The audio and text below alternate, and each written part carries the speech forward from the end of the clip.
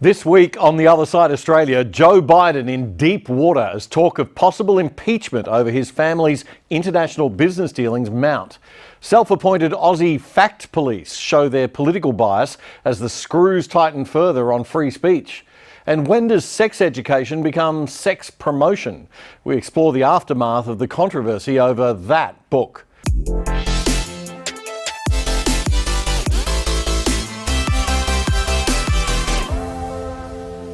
G'day and welcome to episode 216 of The Other Side Australia for the weekend commencing Friday, the 28th of July, 2023. I'm Damien Curry. Before we get into tonight's show, just a reminder to our viewers in Brisbane that we will be hosting our first breakfast event with the Australian Institute for Progress on Tuesday morning. That's August the 1st because it's Emancipation Day. If you'd like to join us, point your phone's camera at this QR code on your screen now and it'll take you to the site to buy tickets, or you can just head to aip.asn.au, aip.asn.au, or search up the Australian Institute for Progress and join us for breakfast on August 1. Professor Nigel Bigar will be our guest.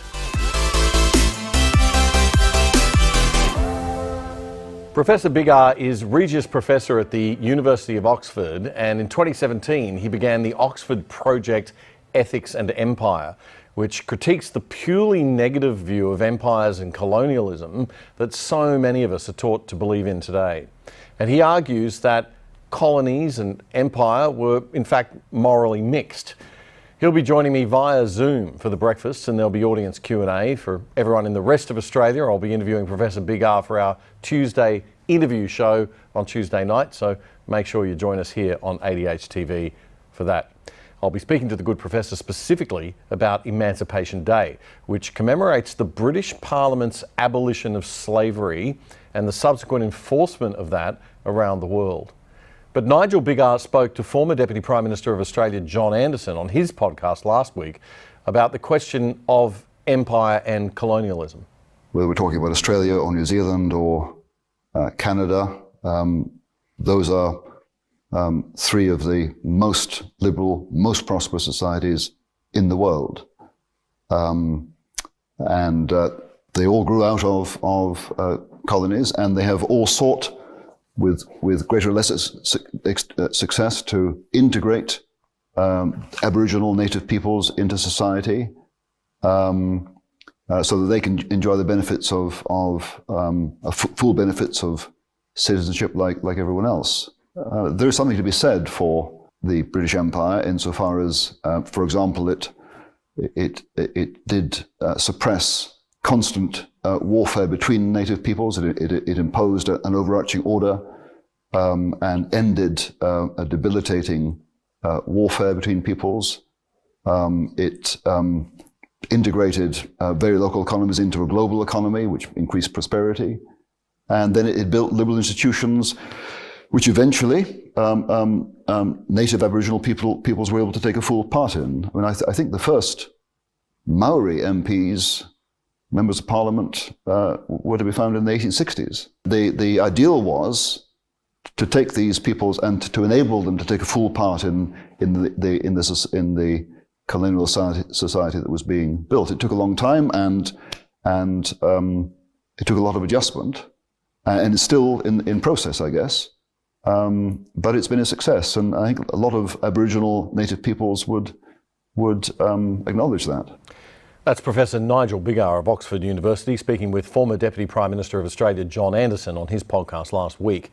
As I mentioned, Professor Bigar will be joining me for the Other Side interviews, which will be airing, of course, on Tuesday night right here on ADH TV as usual at around about 6 p.m. That's August the 1st, which is Emancipation Day. And I'll be doing a deeper dive with Nigel, more specifically around the abolition of slavery by the British, which is what Emancipation Day is all about. And as I said, if you're in Brisbane, please join us for our Emancipation Day breakfast. The QR code on your screen now is a link to where you can get tickets. Just point your phone cameras at it, or go to aip.asn.au for tickets and support the AIP, which is a not-for-profit organisation aiming to promote liberal ideas and thought across our great country. It's been a huge week in the United States with new information coming to light about the First family and allegations of corruption. The story was broken by Australian journalist Miranda Devine in the New York Post, the same newspaper and reporter who broke the Hunter Biden laptop story that the rest of the media ignored and social media suppressed prior to the 2020 presidential elections. On Sunday, the newspaper published a story telling how Hunter would dial his father into meetings with his business partners overseas while his father was vice president of the United States under Obama. The claims are reportedly expected to be made publicly by Hunter's ex-mate, Devon Archer, who's scheduled to testify to a congressional committee. The really concerning bit about all this is this. The New York Post reports that one of these meetings, where Vice President Biden was dialed in by Hunter, took place in Dubai late one December evening in 2015 after a board meeting of the Ukrainian energy company Burisma. Ah yes, the Ukrainian energy company Burisma. That's the mob who were paying Hunter $1 million a year to be a director on their board, despite Hunter having no experience in the energy sector whatsoever. Devon Archer was also a director of Burisma. Amazing. And the Post says that he is expected to testify that after dinner with the Burisma board, he and Hunter went to another hotel in Dubai for a drink and got a call from a top Burisma executive saying that Burisma's owner, Mykola Zlochevsky, needed to speak to Hunter urgently. Soon afterward, the New York Post report says the two Ukrainians showed up and the exec asked Hunter, "Can you ring your dad?" Hunter then called his father, put him on speaker, placed the phone on the table and introduced the Ukrainians to Joe Biden by name as Nikolai and Vadim. He also said words to the effect that the Burisma bigwigs need our support. Now, all of this sounds sort of bad, but it's even worse. The context is this. 3 days after the speakerphone call, Joe Biden, who was Obama's point man for Ukraine, was due to fly to Kiev to address the Ukrainian parliament about the evils of corruption and kleptocracy. A few months earlier, the US ambassador had given a speech about corruption and mentioned the Burisma owner, Zlochevsky, by name. So the thinking is maybe this was why he was freaked out and why he wanted to speak to Biden before his speech. Please don't mention me by name. Now, why does that matter, apart from the obvious inappropriateness and conflict of interest? Well, because back then, the man who was the Ukrainian prosecutor general, Viktor Shokin, was investigating Burisma for corruption, and he was hitting the company really hard. But a month later, Shokin was fired after Joe Biden threatened to withhold $1 billion in US aid to Ukraine if he wasn't fired. Let me just repeat that because it's the crux of the whole thing. So Shokin, the Ukrainian special prosecutor, was investigating Zlochevsky, the guy who owned the energy company Burisma, for corruption. Hunter Biden was strangely a director on the Burisma board, being paid $1 million a year, and then Joe Biden had Shokin, the investigator, fired by threatening to withhold $1 billion in US aid to Ukraine if he wasn't fired. Wow. Biden even bragged about it publicly on stage at an event right after. I went over for, I guess, the 12th, 13th time to Kyiv, and I was supposed to announce that there was another $1 billion loan guarantee. And I had gotten a commitment from Poroshenko and from Yatsenyuk that they would take action against the state prosecutor, and they didn't. So they said they were walking out to press conference. I said, "No," I said, "I'm not going to, we're not going to give you the $1 billion." They said, "You have no authority. You're not the president." The president said. I said, "Call him." I said, "I'm telling you, you're not getting the $1 billion." I said, "You're not getting the $1 billion. I'm going to be leaving here." And I think it was, 6 hours? I looked, I said, "I'm leaving in 6 hours. If the prosecutor's not fired, you're not getting the money." Well, son of a bitch. Got fired. And they put in place someone who was solid. Now, none of this part is actually new. We knew all of this and we reported on it before the 2020 presidential election on this show in 2020. Now, Biden's story was that the prosecutor himself was corrupt and was unjustly going after the Burisma founder. But even if that was the case, it doesn't explain Hunter's involvement and the board position. But nobody really cared about all this back then, even though it was known. almost everyone else in the Aussie media and 90% of the US media was too busy hating Donald Trump and making sure that Biden would become president. They didn't bother reporting on this situation. Then the Democrats did the thing that left-wing political people always do. They accused their opposition of something kind of similar to confuse everybody. Remember the telephone call between Trump and Ukrainian President Zelensky? When Trump asked Zelensky to investigate the Biden-Burisma thing, and then the Democrats freaked out and screamed, "Impeach Trump!" And they did, for allegedly connecting that Burisma investigation request to ongoing military aid. That was the quid pro quo that everyone was talking about. Remember that? And Trump said, hang on a minute, it was a perfect call, a perfect call. There was no quid pro quo. And to people actually paying attention at the time, the Democrats' impeachment calls and reaction to that phone call did seem a little bit over the top. But just like an Italian national soccer player rolling on the ground in shock, mock pain to throw off the referee, it worked. And the media awarded a penalty against Trump. The mainstream media was just too busy trying to make Trump look like the bad guy that they forgot to question the Biden situation. And then Hunter's laptop turned up with emails on it about money being paid to the big guy.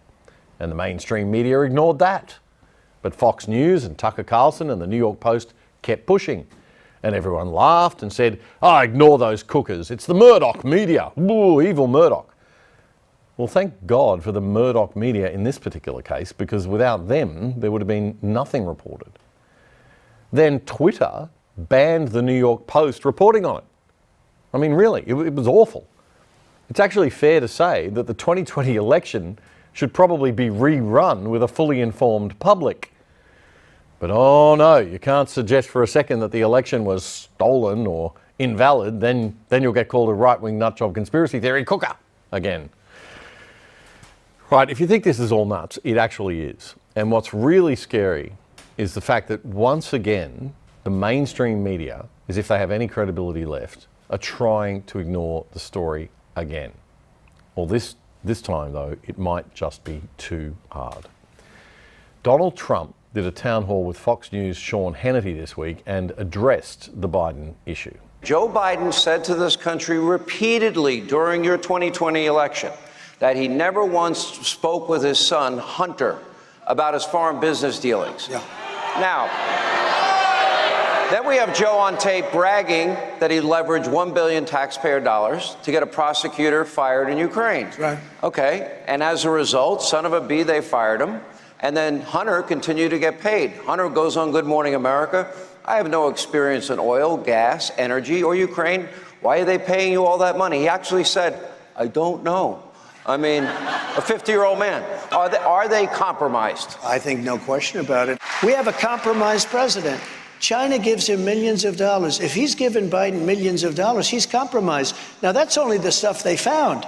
There's a lot of other things, and there'll be some things that you never find, but there's a lot of other things. So he's getting millions of dollars illegally from China, and then you say, hey, they impeached me over a phone call that was perfect. Why aren't they impeaching Biden for receiving tens of millions of dollars? Why isn't he under impeachment? Yeah, it's a good question.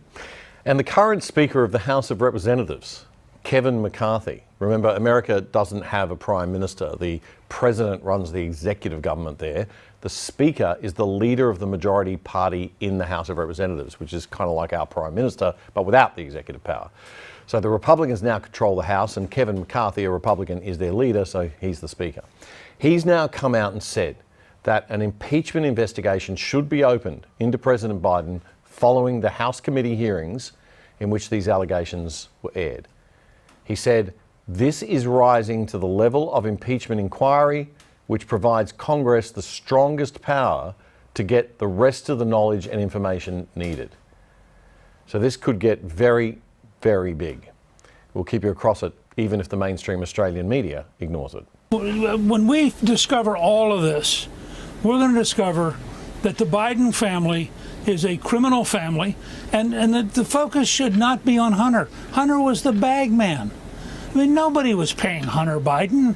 He was just the guy they gave cash to for his father. And that was Newt Gingrich, the former Republican Speaker of the House of Representatives, on Fox News.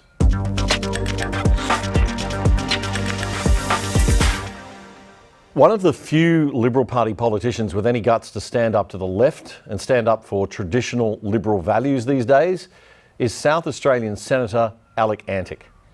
He wrote an interesting insight piece for The Spectator magazine this week, in which he says, quote, "It would be impossible for me to recount the number of times that salt of the earth people running small businesses, volunteering in their communities and raising families have thanked me for defending traditional Liberal values. The forgotten people, to borrow Sir Robert Menzies' famous phrase, are tired of being overlooked and want to see politics that invests in the next generation of Australians and fights the reckless policies of the left which are driving this nation into the ground." He's spot on. And it beggars belief that no political party of note in this country can adequately seize this gaping hole in the market and serve these millions of Australians craving some kind of solid political representation. Senator Antic writes, "I firmly believe there is no universe in which mandatory vaccinations, especially with treatments lacking long-term safety data, are consistent with Liberal values. But it isn't just vaccine mandates that have hurt Australians," he says. "People are fed up with the drift of politics in general. They are tired of alarmist rhetoric about climate change and its endless failed predictions, not to mention the way that net zero policies are accelerating the current cost of living crisis. They are tired of the suggestion that Australia's history is entirely negative and that they are not allowed to be grateful for their heritage. They are tired of their children being exposed to highly sexualised material and of the undermining of the traditional nuclear family, without which society cannot function, let alone flourish. Dissenting from the identity politics narrative of the political and cultural elites gets one labelled all kinds of isms and phobias. And this has kept normal people, who hardly have time for such nonsense, politically disengaged. Much like these isms and phobias," Senator Antic writes, "the label far right is one that leftists use to denigrate their opponents to avoid the hard work of formulating an argument and engaging in reasonable, respectful debate. You don't support The Voice, you must be a racist. You don't support net zero, you must be a climate denier." Well, the forgotten people, who know that the insults of the left are the last resort of those who lack good arguments, have had enough, he says. Those who hold the genuine Liberal values of defending the nuclear family, minimising bureaucracy, incentivising private innovation and upholding freedom of speech are getting involved in the machinery of politics, as is their right in a liberal democracy. Far from being far right, my beliefs, Senator Antic says, are reflected in the fundamental principles of the party Menzies founded. That is why I joined the Liberal Party, and that is why I am a Liberal. There is nothing far right about that. Good on you, Senator Alec Antic. The Liberal Party could do with a few hundred more of you and a few hundred less of those who know how to follow opinion polling only rather than leading and shaping opinion, and who have let Australia slide to the left by leaving Labor and the Greens virtually unchallenged in most national issue debates. That's Senator Alec Antic from South Australia.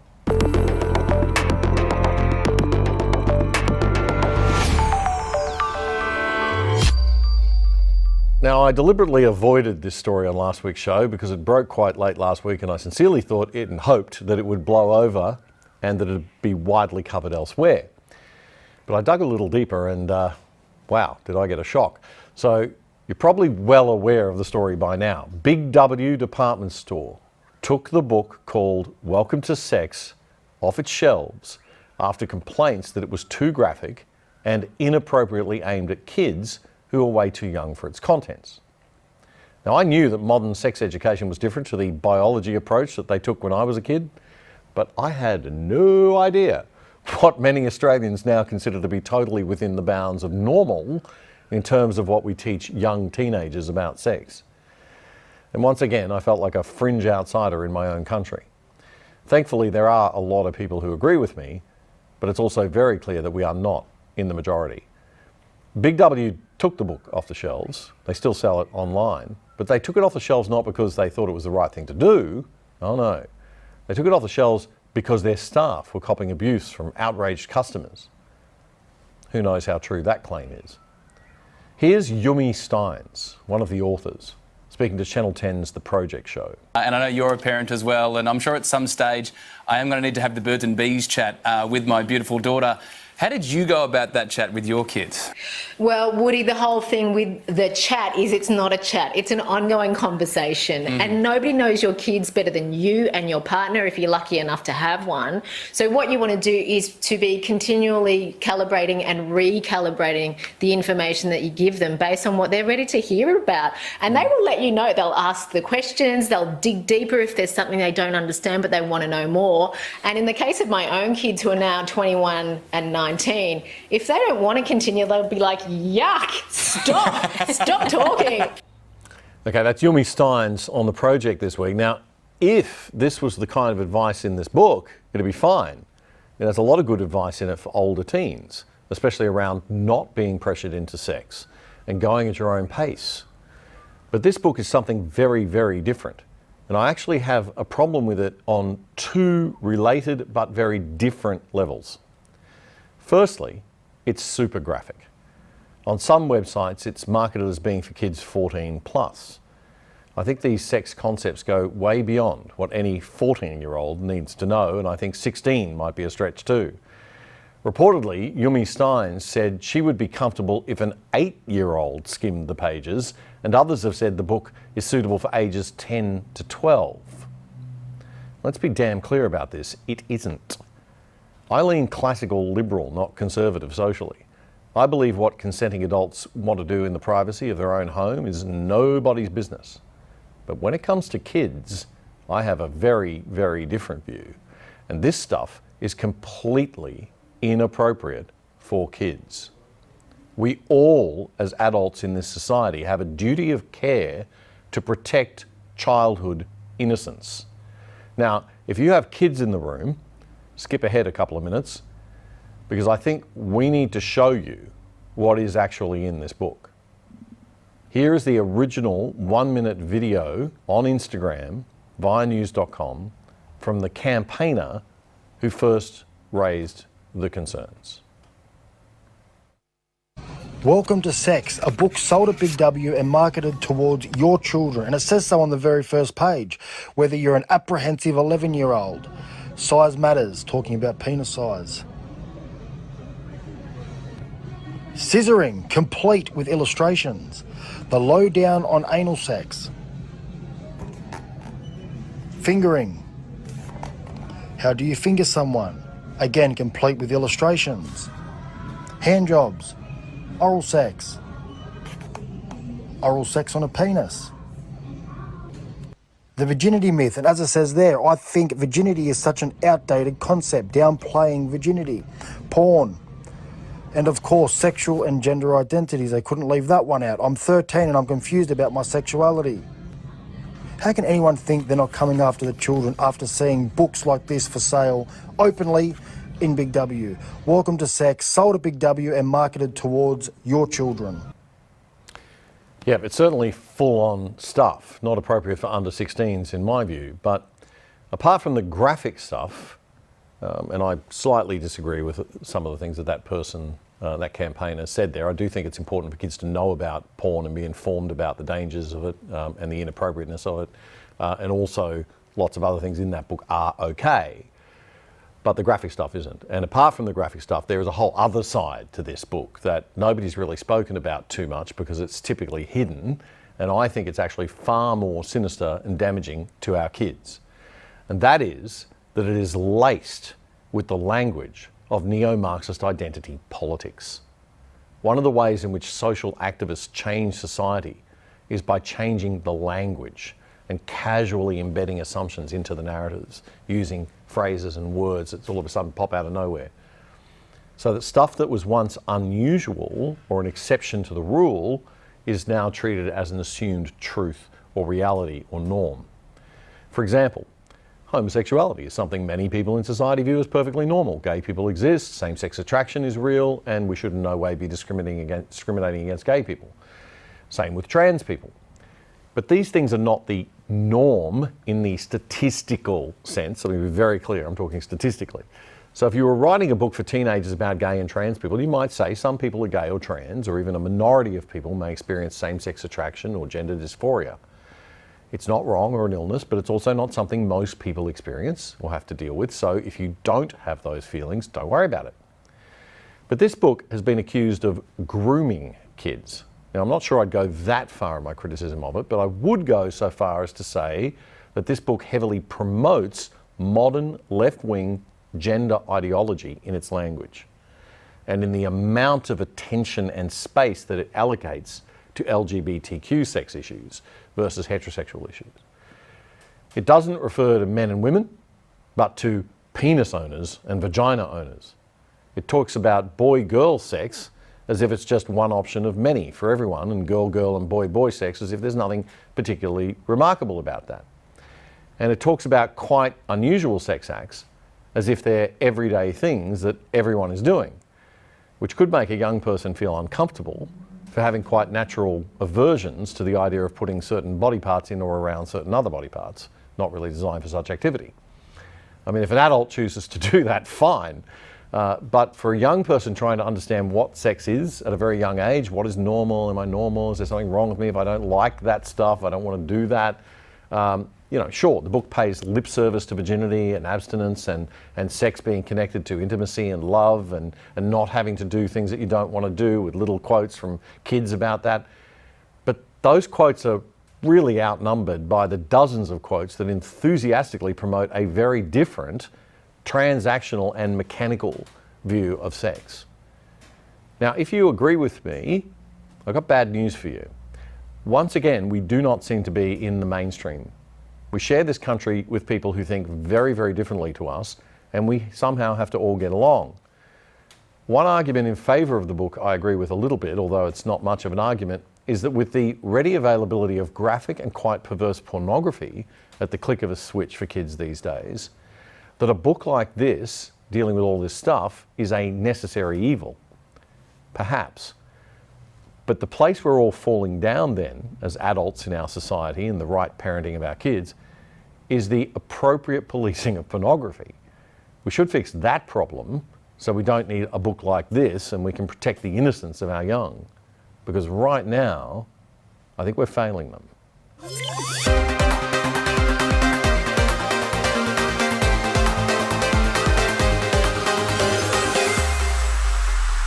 I also didn't want to say too much about The Voice this week, but there's no avoiding it, sadly, and as if our country doesn't have real problems that it should be focusing on instead. There are three demands of this Uluru Statement from the Heart: voice, treaty, and truth-telling. You may recall last week the Prime Minister said this on Sydney Radio 2GB's Ben Fordham show about the Voice having nothing to do with treaty. As part of the Uluru Statement, we have a voice, we have treaty, we have truth-telling. As part of a treaty, won't there be compensation? If there is, I mean, that's not totally unexpected. This isn't about a treaty, Ben. But there are three parts of the Uluru Statement. Yeah, and this is so not... you're talking about the voice. This is not about a treaty. But as part of treaty, which we guess will be a following step... This is not about a treaty. Do you foresee that compensation would be paid? This is not about a treaty. This isn't about that. This is not about a treaty, folks. It isn't about that. Although, former Senator David Leyonhjelm shared on Twitter this week a few of the Prime Minister's own tweets and comments. April 2021. Labor is committed to the Statement from the Heart in full. Voice, treaty, truth. February 2020. Voice, truth, treaty. Whole, proud, reconciled. That's the future I want for Australia. May 2021. Labor remains committed to the Uluru Statement in full. A voice to Parliament, enshrined in the Constitution, a national process for treaty making with First Australians, and after centuries of conflict, truth-telling to fully understand our history. August 2021, and we need a government that will deliver the Uluru Statement in full. Voice, treaty, and truth. I don't know about you, but every day I get more and more confused about The Voice. This is not about a treaty. But as part of treaty, which we guess will be a following step. This is not about a treaty. Do you foresee that compensation would be paid? This is not about a treaty. This isn't about that. Clear as a bell. But we have to be very careful what we say about The Voice, because to suggest anything that might be technically incorrect is to incite the gods of censorship, the Ministry of Truth, those people who remind us every single day of the hell that awaits us as we move towards more and more suppression of diversity of opinion and free speech in Australia. There's no attack on free speech, the left tell us as they continue to slowly chip away at free speech. Nothing to see here, folks. I've got a new rule. If the left say the right are claiming that we're doing X, Y, Z, but it's just not true, you can bet that they're doing exactly the thing that they're saying that they're not doing, which makes life very confusing and a bit of a headache for us all.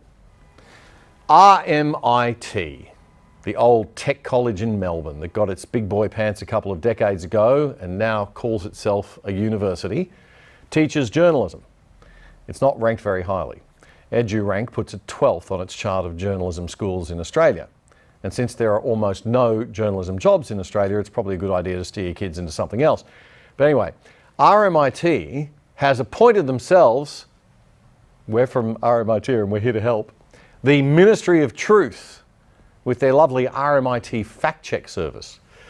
Sadly, it seems to several observers that it has a strange tendency to quite often find opinions of media commentators on the left to be factual, while the opinions of media commentators on the right are considered misinformation or disinformation.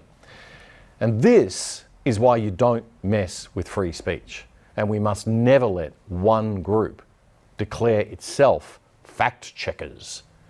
In fact, in an almost comical attempt to make themselves sound more scientific and official, RMIT called their little fact-checking outfit a fact lab. It's a laboratory of truth. I wonder if they all wear, lab coats and have test tubes with potions of truth in them. Now, nobody would care less about RMIT's little fact-checking kids, except that they get paid by Facebook. And that is where the censorship problem for you and me kicks in. When Facebook gets a fact check on a post from RMIT, it pays them. Then its coding scurries about making sure that you can't see the post anymore, cranking up all the algorithms to shut down that particular misinformation or wrong think, as George Orwell called it in 1984. This is, of course, as all Big Brother initiatives are, designed to keep you safe and to protect you from hurt feelings and having to think too hard for yourself. We can think for ourselves, thank you. Well, this week, RMIT, without contacting us or even responding to us after we contacted them, decided to fact-check the other side. Now look, this is the most attention that anyone's ever paid to us. It's outside you, our loyal small fan base that we adore, so we were quite flattered actually. Until we realised that it would have an effect on our Facebook reach and was part of the whole big tech ecosystem designed to promote progressive left-wing ideas and demote conservative and classical liberal ideas that's now well known and well proven by congressional investigations in America and the whole Twitter files fiasco. So here's what writers Renee Davidson and Quinley Dong said about our show. Quote, ahead of the referendum, no supporters are rehashing misinformation about the proposed voice being a third chamber of parliament. This time falsely claiming that it amounts to a special chamber. But experts say the voice will not be a chamber at all. In the video, Damien Curry misleadingly claims the proposed voice constitutes a special chamber. He claims that in the upcoming referendum they are asking you to vote yes to a special chamber with special access and rights of consideration and input over laws that affect everyone, not just them. It's all laws because all laws affect Aboriginal people.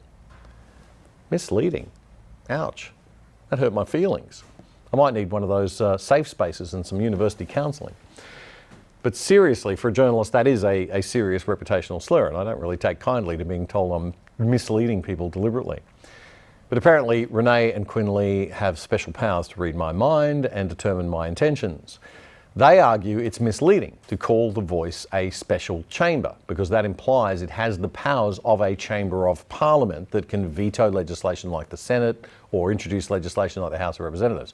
They don't like the No campaigners calling it a third chamber of parliament, which I might point out I didn't do. I simply called it a special chamber. I mean, I assume these people are going to be elected or appointed by some process for the Voice. I assume they're going to have a room at Parliament House that they sit in, some sort of chambers. And let's face it, it is kind of special because of all the other things that I pointed out, that they will have special access and rights of consideration and input over laws, won't they? I mean, isn't this what it's for? I mean, we know it's not a third chamber of parliament in the technical formal sense. I mean, forgive me, but the whole Voice thing is clear as mud, which is why anyone who thinks voting yes is a good idea has got rocks in their head, and more people are realising this every day.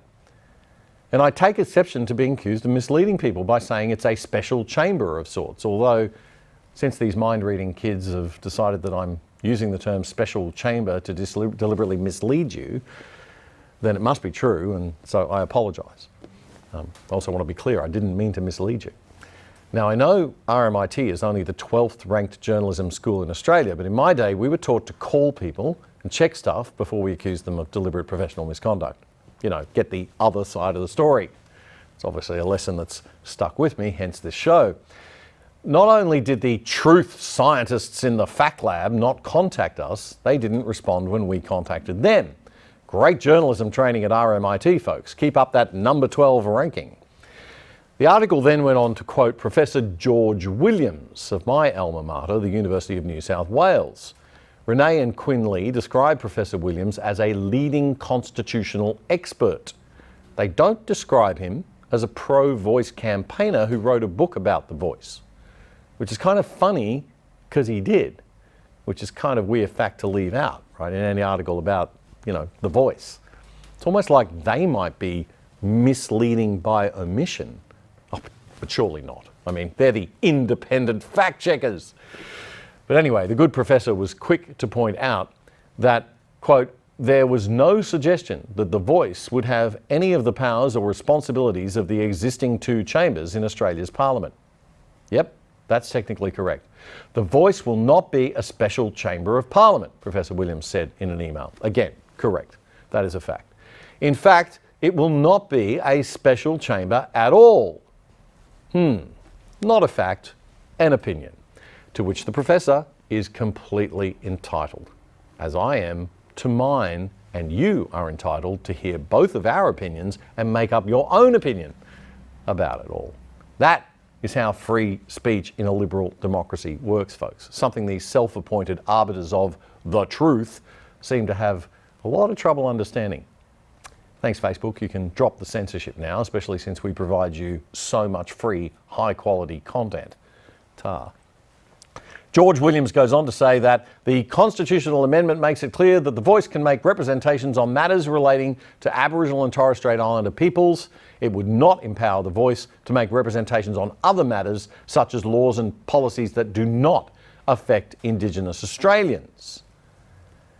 Now, the point of view posed by so many on the no side of the debate so many times is that all laws affect Indigenous Australians because they are Australians, aren't they? So if true, then the Voice can make representations on all laws. But that's that weird thing that the left don't do when they debate, called logic. So this is the obvious next question that a good journalist would ask the professor if they were unbiased and trying to get to the facts of the matter. So of course, Renee and Quinn Lee asked that question next. Just kidding, of course they didn't. If only we at the other side were good journalists and commentators who admitted we have a political bias and we present the news through that lens openly and transparently and made an effort every now and again to challenge our own biases and check ourselves by consulting experts and constitutional experts of our own. Oh wait, we are transparent about this show not being neutral. We don't pretend to be neutral. We let everyone know that we're classical liberal centre-right in our worldview, and we do check ourselves against the experts regularly, and we did speak to our own constitutional expert, like Professor James Allen of the esteemed Queensland University Law School. So what does he think about the legislative powers of the voice. The actual wording that's been proposed is that this voice body, nobody knows how it's going to be chosen. That's you can get the details later. And the wording is may make representations to Parliament and the executive on matters relating to Aboriginal and Torres Islander Strait peoples. So may make representations. There's lots of scope for the High Court to turn that into a constitutional right to be consulted. Not just Parliament, but every executive decision. So that's every bureaucratic body. You can imagine the rent seeking that's going to happen. You can imagine the sort of sclerotic ability. My guess, and John O'Sullivan had a law that said every body in the world that's not explicitly right-wing over time becomes left-wing. The activist class will capture this body. And I think one of the reasons Labour's not too worried about this is it's a bit like the Senate.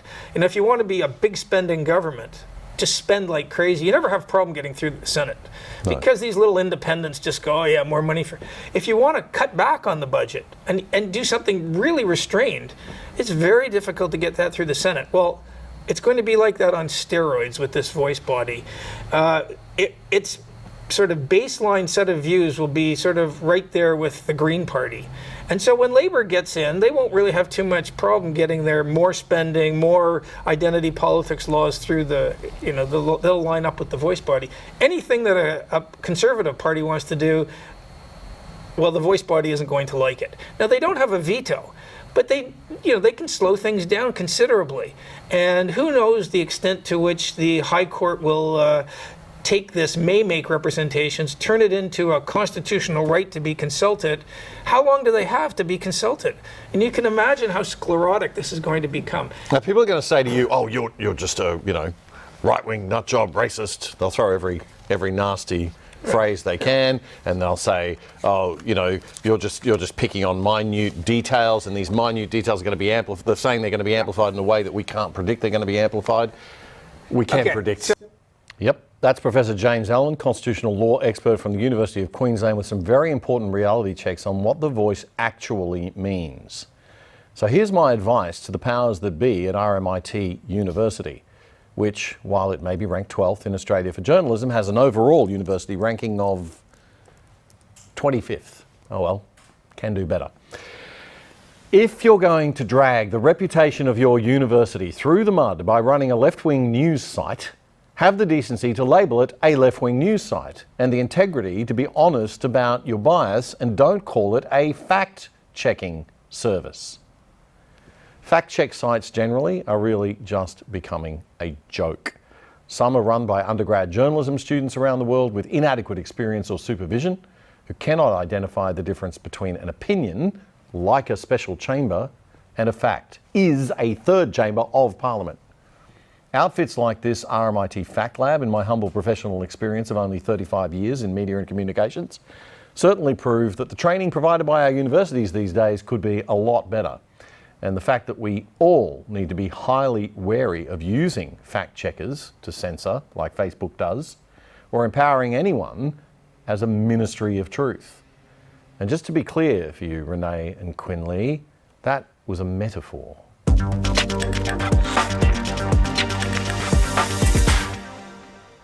In April, we talked on the show about excess deaths. The Bureau of Statistics had just released the complete year's mortality data for 2022. Slightly more than 190,000 people died in 2022, which is just over 25,000 or 15.3% more than the historical average. That's more excess death than at any time since World War II. You'd think the media would be screaming about it.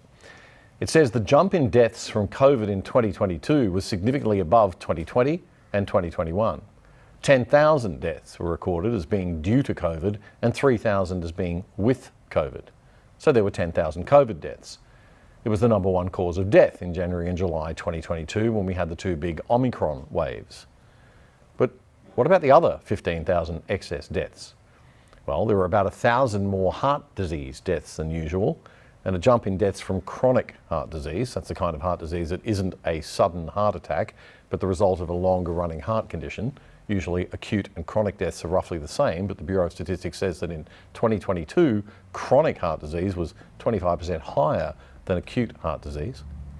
Cancer deaths were up about 2,500 on 2019. Dementia was up a lot from around 15 to 17,000. The flu was down, so it wasn't that. And cerebrovascular diseases, strokes and aneurysms and things like that were also not higher. Add all the major death causes up, and we're not quite at the 5,000 mark, which leaves a good 10,000 out of the 25,000 still completely unexplained. Now, the Bureau of Statistics just crunches the numbers. They leave it to the experts to do the analysis, which is fair enough. That's what the government is doing to try to find out, sorry, but what is the government doing to try to find out the cause? I mean, given the billions that we spend on COVID and the massive debt that we racked up and the unprecedented infringements of our civil liberties we endured, surely this is a crisis worthy of serious investigation. Well, no. Sorry, there was a motion in the Senate in March, sponsored by United Australia Party Senator Ralph Babet, to hold an inquiry. The motion was, of course, immediately voted down by crossbench senators because, well, you can't possibly let someone from one of those parties be taken seriously. And the senators on the crossbench are mainly Greens, remember, and they will reflexively balk at anything suggested by a Conservative politician. Queensland Liberal National Party Senator Gerard Rennick spoke in support of the motion, insisting Australians deserve an inquiry. And as this excess death controversy continues, it was Senator Rennick who spoke to YouTube COVID researcher Dr. John Campbell's podcast last week for an update.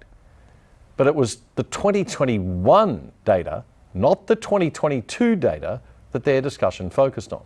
I'm just looking at this excess deaths data from Australia here.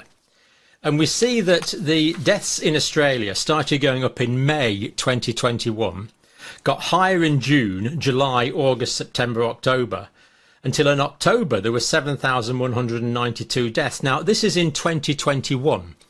Now, correct me if I'm wrong here, but the Australia vaccine programme began in the February 2021, and COVID didn't really kick off in Australia until 2022. Two questions here, really. The first is, I expect this excess deaths is front page news on all the newspapers and everyone's clamouring to work out why it is. And the second is, what do we think is causing this? What are the possible range of factors? So first of all, is this making the news? Are the mainstream media all over this story? No, they're not. And they weren't over the story in 2021.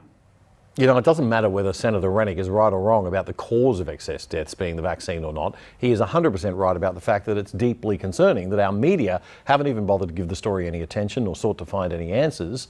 And it's equally troubling that our politicians, who don't seem the slightest bit interested in getting to the bottom of it. A lot of people said the excess deaths of 2022 were due to COVID, even though, as we just discussed, COVID seems to account for only half the 25,000 deaths. But as Senator Rennick points out, in 2021, you can't really put them down to COVID itself. And the reason why I think it's worth looking at 2021 rather than 2022 is because COVID was in the community in 2022, and it's been very easy to conflate the excess deaths with COVID. Now, I do think that some of the excess deaths were due to COVID. However, I don't think that the majority of the excess deaths were due to COVID, and the reason why I say that is when I look at the 2021 data, the excess deaths did start to climb in May. Now, the vaccine program only really started to kick off in late March. Senator Rennick says he thinks there is a very strong temporal relationship between the vaccine rollout and the excess death spike. And what's interesting is that by the end of 2021, we had about an extra 9,000 deaths. So deaths jumped from 162,000 to 171,000. Now, it's worth noting that in 2020, deaths were 2019 deaths were 164,000. So the lockdowns reduced the death rate by about 2,000 in 2020, and then it jumped about 9,000 in 2021. So we can't put the excess deaths down to the lockdowns and delayed doctor reactions and things like that. Maybe a part of the climb in excess deaths, but not all of it. And what's interesting is in that increase of 9,000, that happened from April, May onwards, that it started to spike, and it wasn't in the first 4 months. So if that was extrapolated for the whole year, that would work out at about 12,000 extra deaths, or almost a jump of 10% in that year, despite the fact there was next to no COVID in the community. Oh dear.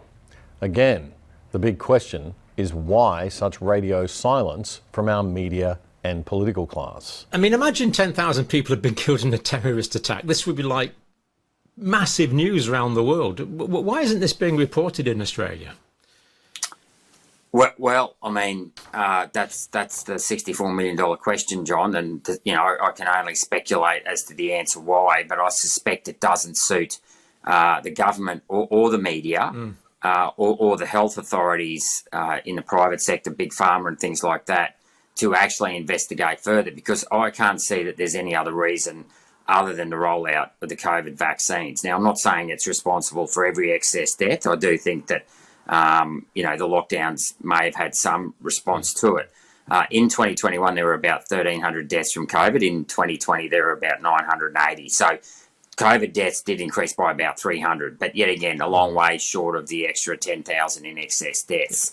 And what's also very interesting about these numbers is that the largest increase in the death rate was in Western Australia and Queensland, the two states where there were no lockdowns, and there was no COVID, or very few cases of COVID. And if they were there, they were people in quarantine. So yet again, the data would indicate that it was a result of the vaccine rollout rather than COVID itself. You would think that the temporal correlation and the geographic argument would be enough to have the authorities scrambling for answers, wouldn't you? But Senator Rennick says there's a third factor in all of this, the huge spike in the number of adverse events reported. Now, you'd expect with a big rollout to millions of people of a vaccine that there would be a big spike in adverse events. But it's not just the raw numbers that went up, it's the rate of adverse events. The injury rate was 264 per 100,000 doses versus a normal rollout of a vaccine at around 11 per 100,000 doses. That's 24 times the normal vaccine injury rates. Senator Rennick also speculated that the number of adverse events actually properly reported was significantly less than reality. What percentage of those overall adverse events that occurred would you imagine actually got through into the report? Are people good at reporting in Australia? Because in the UK, it's actually quite a low percentage. Well, yet again, that's something that we don't know of. I suspect it's a very low percentage, but I can't be sure. I can only speculate. Now, I have a friend who's a cardiologist here in Queensland. He submitted 3 myocarditis reports to Queensland Health, and they sent them back to him saying the patients must go back to their GP and get the GP to lodge the myocarditis reports on behalf of the patient, not the cardiologist.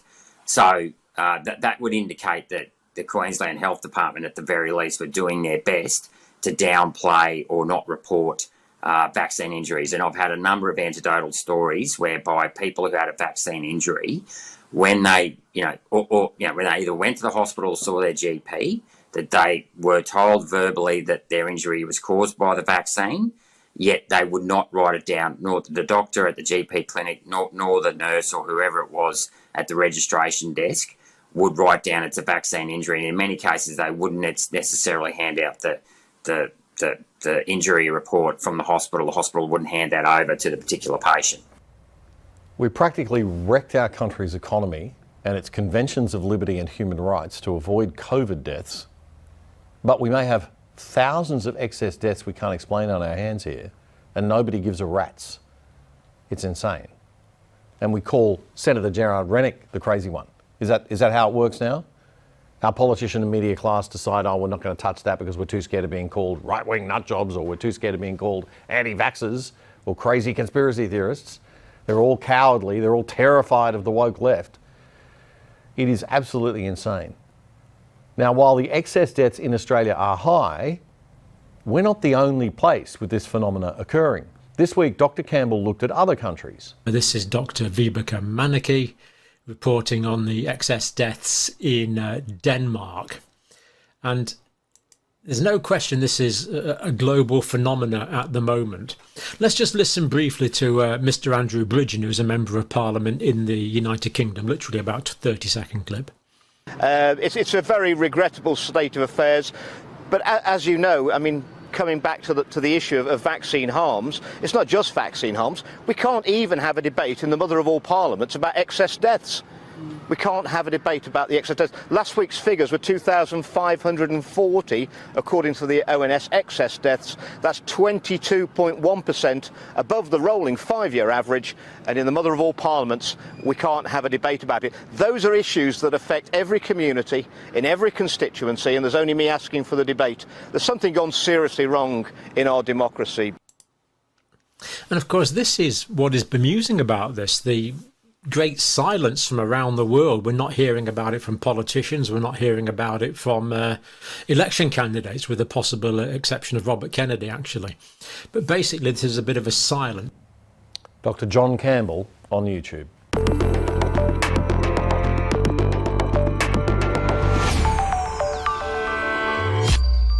Now, I know Robert F. Kennedy Jr. is a bit of a hero for a lot of people and is running to be the Democratic Party's presidential nominee in the United States, but I've got to admit I'm not a huge fan.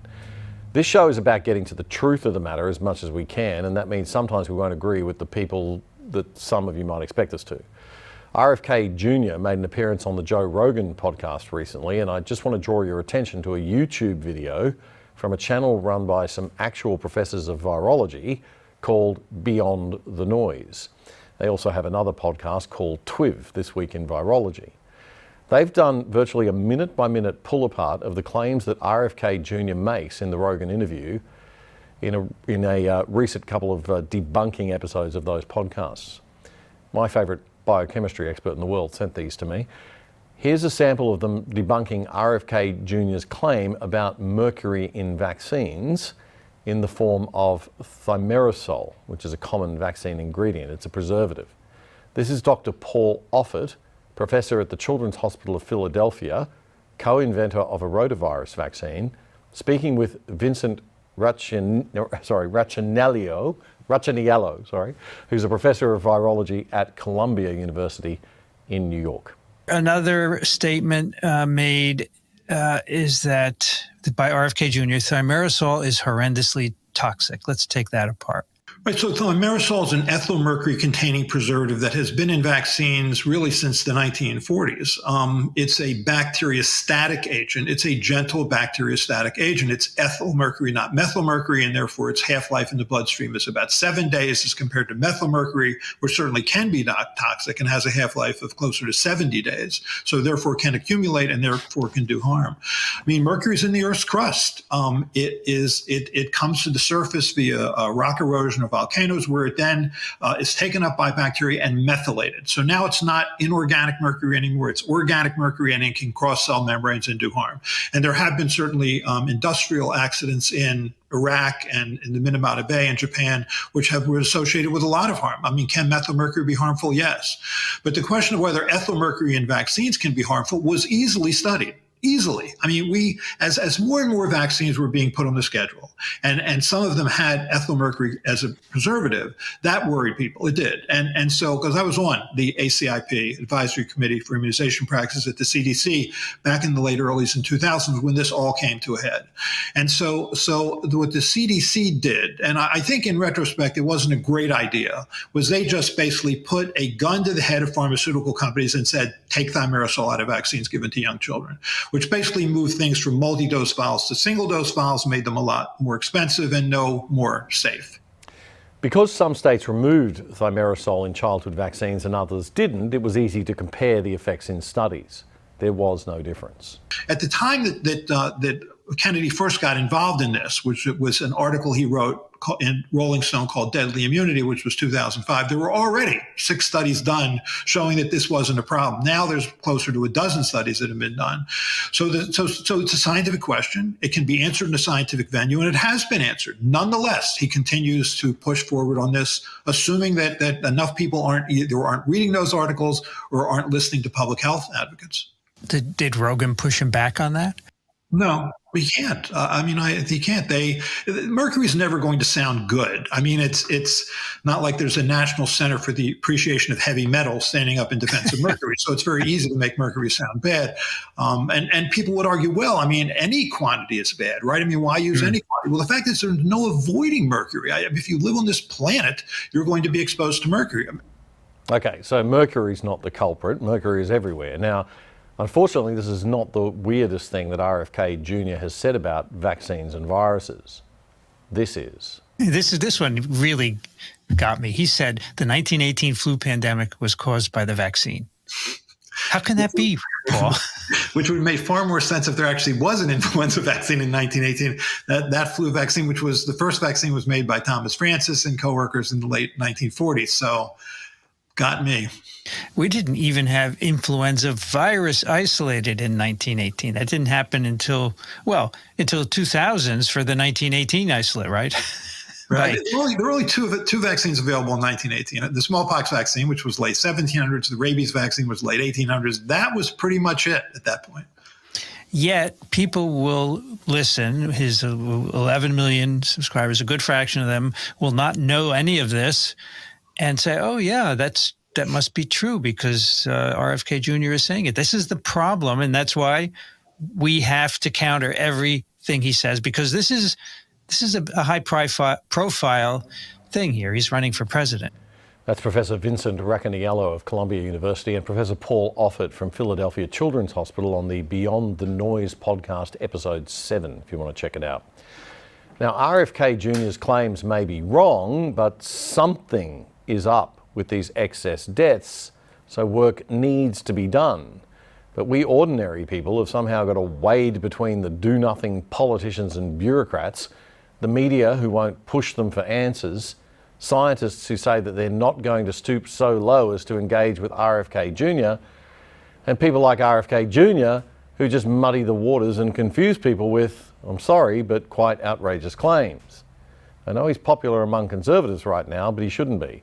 He's not going to save the Democrats, and he's a lawyer, not a scientist. Professor Offit did speak to RFK Jr. once, 20 years ago. That brings us to your other post, my conversation with Robert F. Kennedy Jr., which you had 20 years ago. And tell us about that. Right. So he called me about 20 years ago and said that he had people who had come to him, mothers who had come to him, that were concerned about thimerosal at the level contained in vaccines. Could I help him out with that? Could I talk to him about that? And this was 20 years ago, but my recollection was that conversation went really well. I remember coming home that night and telling my wife that I think it went really well. And I had certainly had an enormous amount of respect for his father, who I thought was a civil rights icon and was a brave man. But then I found out, like about a year later, he published an article in Rolling Stone called Deadly Immunity, and he sandbagged me. He just said I was in the pocket of industry, that I had worked a deal with Merck to make $186 million, which certainly news to me and news to my wife. I didn't work any deal with Merck. First of all, I'm the intellectual property of Children's Hospital of Philadelphia. They own any patent that we had regarding vaccines, they owned. So therefore, they owned me. If there were any deals that would be done, they were doing them. So it's just completely made up. But what happened with that was by labeling me as a shill, labeling me as someone who was just going to line my pockets, expensive children's health, that really put me in harm's way.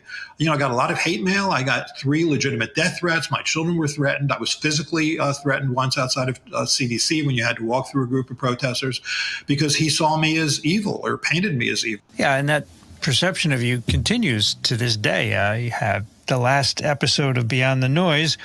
Someone wrote under it, you're just an industry shill. So it's something he started, and it's going to be hard for you to get away from, even though it isn't true. Because that's what he has to do. He doesn't have the data, right? If the law's on your side, argue the law. If facts are on your side, argue the facts. If neither are on your side, then shoot the messenger. So that's what he does. Yeah. He shoots the messenger because he doesn't have the facts. I mean, when reporters call me and say, Robert F. Kennedy Jr. just said this about you, my response is usually, I'm not his problem. The science that consistently shows he's wrong is his problem. That's who should be going up against, and he can't. That's Professor Paul Offit, inventor of a rotavirus vaccine, on the Beyond the Noise podcast. Professor Offit, wrongly I think, says there's no point debating RFK Jr. It's not for RFK Jr. we want to see you debate him, it's for the rest of us. You need to debate him precisely because you are a scientist. You can't expect Joe Rogan or me or any journalist or interviewer to do that work for you. We don't have the expertise. One YouTube comment in response to that video summed it up nicely, I think. @JLudo writes, it's a little frustrating Everyone who refutes RFK Jr. won't just sit down with him for a few hours and go through point by point. Instead, we get these separate discussions we have to try to piecemeal together. I'd be much more comfortable hearing both sides talk to one another rather than talk past one another. The big policy changes he wants to implement are far less dangerous than his critics admit, which makes their criticism appear in bad faith. The regulatory capture of the FDA is a real thing, and if scientists were more willing to criticise and discuss it, there wouldn't be enough oxygen in the room for an RFK Jr. Well said, Jay Ludo.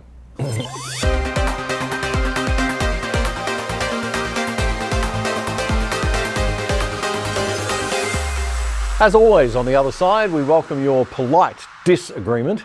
That's what the show is all about, civil disagreement, and an honest attempt to get to the truth or the best possible opinion and put various points of view from the intelligent, non-left side of politics and society. That's all we have time for this week. You have a fantastic week. This is The Other Side Australia, your weekly news and commentary summary show here on ADH TV every weekend. We stream first on Friday night at 8 p.m. and then up on demand for you anytime thereafter. And also remember our interview show, The Other Side Interviews, every Tuesday night on ADH. We stream after 6 p.m, not always spot on 6 p.m, but somewhere just after 6. And then all our shows are on demand for you to watch anytime. Our interview with Avi Yemeni this week is one not to be missed. And next week, I'll be speaking with Professor Nigel Bigar from Oxford University about Emancipation Day and the end to slavery. And if you're in Brisbane this Tuesday, August 1, and want to join us for that breakfast event, search up the Australian Institute for Progress and grab your tickets. Bye for now.